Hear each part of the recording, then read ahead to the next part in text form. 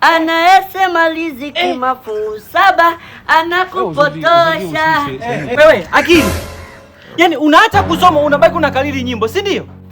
Umeacha kukariri Archimedes principle, unashindwa kukariri equilibrium principle, unakariri nyimbo kweli? Huu ni muda wa kukariri mafungu 7? Mama.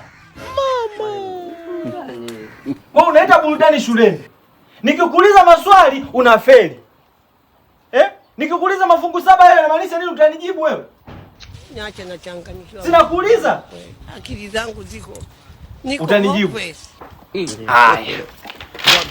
Ikiwa riziki mafungu 7, tafuta uzito wa kila riziki ina uzito kiasi gani. Ukipata jibu, gawanya kwa samehe 7 mara 70. Na ikiwa ndo mara yako ya kwanza kukosea, na ikiwa wiki moja ina siku 7, ukipata jibu, rudi nyuma hadi kwenye yale mafungu yako 7, toa fungu lako.